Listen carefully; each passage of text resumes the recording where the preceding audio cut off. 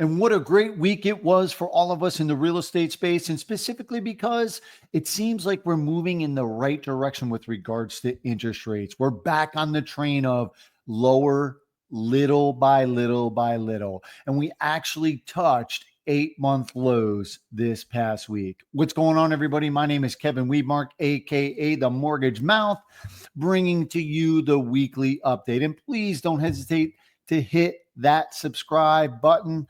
Would love for you to tune in, getting these weekly wrap-ups. We look at the week ahead on Mondays, and then every day I'm bringing you the daily dose to make sure that you are on the right page and can make the best educated and financial decisions for you.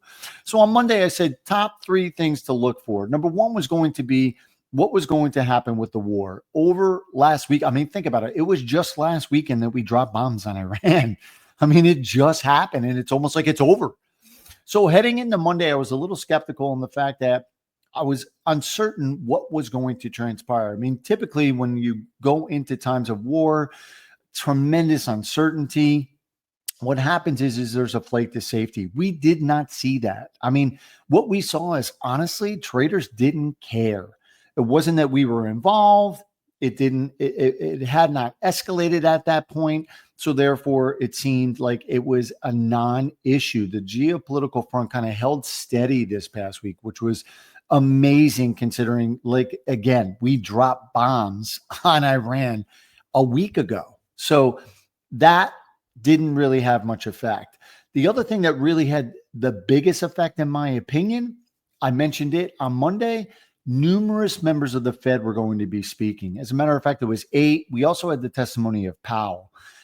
And essentially what happened was you're seeing some dissent, if I want to call it that. I mean, obviously every Fed member's got to vote. They have their own opinion and they make their own opinions, but there's a little bit of a dissent going on there. And the fact that you had several Fed members come out, just get it out, weeds. You had several members come out this week and indicate that they're in line. They believe we might be ready for a cut come July. Now, I'm here to tell you once again, it's September. Bet your money on it. It's not going to happen in July. They are going to continue to pause. They've already said they're in no rush, but we also saw testimony from Powell, and he was a little bit more dovish as well, indicating, hey, maybe there is some room for easing that's coming and so on and so forth. And a lot of what's at play is we just have a slowing economy. It looks like inflation's in check, right? That's kind of been the theory that's been thrown out there. And essentially, everyone is believing that it's time for a cut. And what you're now seeing is political pressure, what I'm going to talk about at the end. The third thing I said to keep an eye out for was obviously inflation. Yesterday, we had PCE. Those numbers came in 0.1% higher than anticipated, than forecast. It was really anticipated.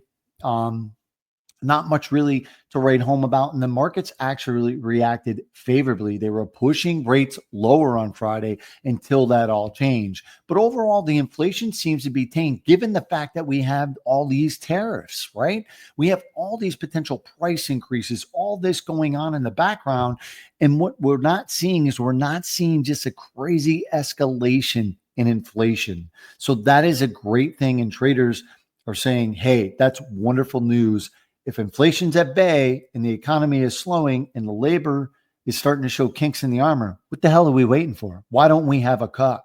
And that's the other thing that really, couple things that popped out this week that I hadn't highly anticipated for, and that's always going to be the case. There's no way I can address it with 3 things. There's always things coming out.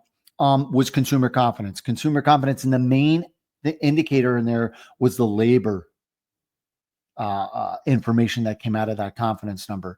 When they ask everybody, the consumer, what are they doing? What do they think about spending? What do they foresee in the future? Labor is part of that component. And what they're hearing is people aren't feeling so warm and fuzzy about the labor market, whether it be new opening for jobs, whether it be able to be promoted upward. And then the other thing that we saw also this week was payrolls, really not payrolls, but wages really took a turn. And that is something that we need to be watching out for as we play this out. And then lastly, I think the thing that really pushed the market in the opposite direction as we moved for the week. And you can see it right here. I mean, this is a great chart. This is the 10-year treasury that moved all week. You can see where we came in on after the weekend. You can see the drop. We did have an initial drop over the geopolitical, hey, the bombing. Some traders were like, okay, we saw it spike back up midweek. And then we saw it all of a sudden rally all the way down. And if we look right here, which is right between 12 and 627, that is the nice dip that we saw.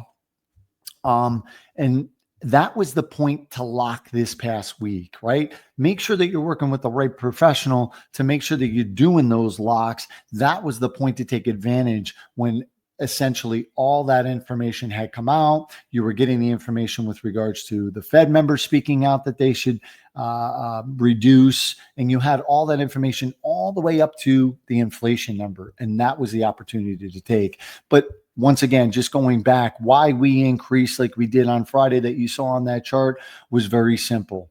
It was because, in my opinion, we had the administration, Trump, come out and on his Truth Social say, we're ending talks with Canada. Once again, we're going back to a tariff play, right? Inflationary, one of our greatest allies. They're north of us. I mean, they're right there, right? You could run across and go to Canada, and we're not going to be in negotiations with them over some trade issues. And obviously that's going to spark some fears with regards to traders and what they believe is the future for inflation. So that's how we ended the week. I hope that helps. I do put out a newsletter. If you want to be on that, you can see it right here. This gets emailed out every Friday, early Saturday morning, giving you a recap. So please don't hesitate to DM me. I'd be more than happy to add you to that. Have a great weekend.